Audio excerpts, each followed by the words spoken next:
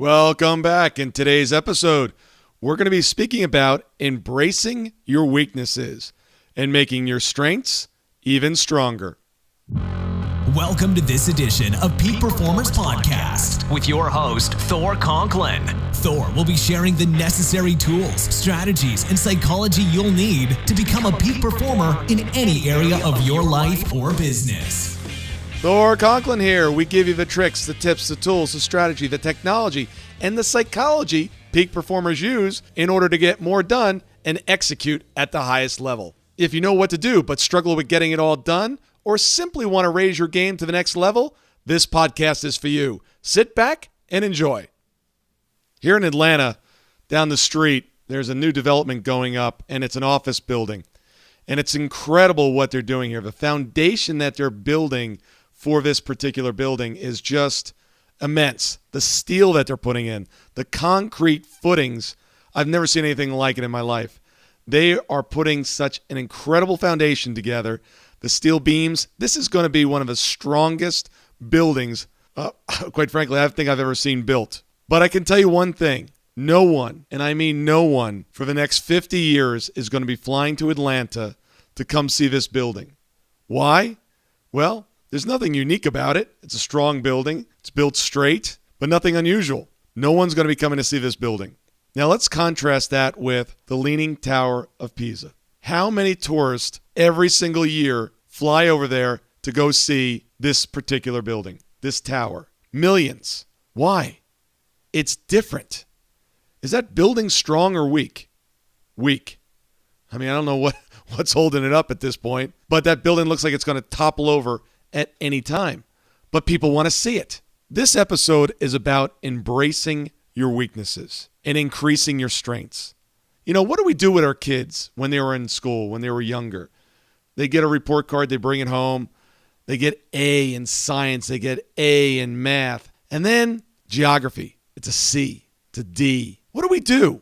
We first focus on the things that aren't going right, the things that need to improve. And we spend all our energy with that child trying to figure out how to get those grades up, right? We all do this.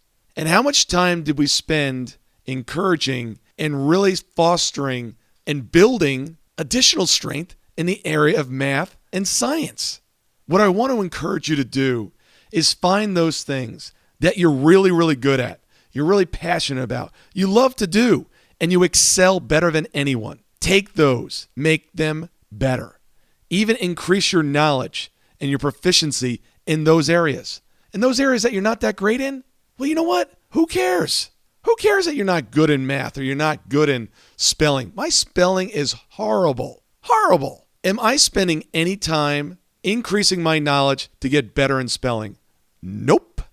And guess what? I'm not gonna. If I had to rate myself as a manager, I would give myself an average score. I'm not a great manager at all. If I wanted to be a great manager, I would have gotten a job at a large firm and gone into management training. If I ever had to be in that position, I think I would stick a needle in my eye. I cannot imagine going to work every day and being a manager. That's just not me. I know some people love it. Accounting, I could never be an accountant. I'm good with numbers, but I couldn't sit behind a desk and just do numbers all day. That would drive me nuts. Other people love it. Great. Hire the accountant, hire the manager, and do what you do best and do it even better. Develop out your skills to the highest level. Now, as an entrepreneur, I think there's several things that you do need to know or at least be proficient in, if not be good at. And that is, you got to know your numbers. If you don't know how to read the financial statements, you have a problem. You must know how to read your financial statements and know what they mean and know how to affect them. And if you don't, you need to at least be proficient at it. Now, if you want to hire a CFO, you're at that position, and you can have someone that on staff that can run the numbers for you and manage those, great. But you also want to know what it means. You cannot be in the dark on that topic. The other area is sales. In business, someone in the organization has to be good at sales. Now, it doesn't necessarily have to be you, but I think the better you get at sales, it helps you in all aspects of life. Even if you're not responsible for the sales of a company, just knowing how to influence and work with other people, how to find out what their needs are, how to meet those needs, how to overcome objections, That is a very valuable skill. And just so we're clear and you don't get the wrong message here, I'm not saying don't continue to grow. If you have a weakness, just say, it's a weakness. I don't care about it. Continue to grow, continue to expand, and move forward in those areas that are truly you. Know yourself, know who you are, and even get better. Expand and grow on who you already are. Question of the day. Where are you spending time trying to shore up one of your weaknesses instead of spending that time on how to grow one of your strengths and simply outsource or hire away those weaknesses to others that it's their strengths? I would never hire an accountant and make him the sales manager.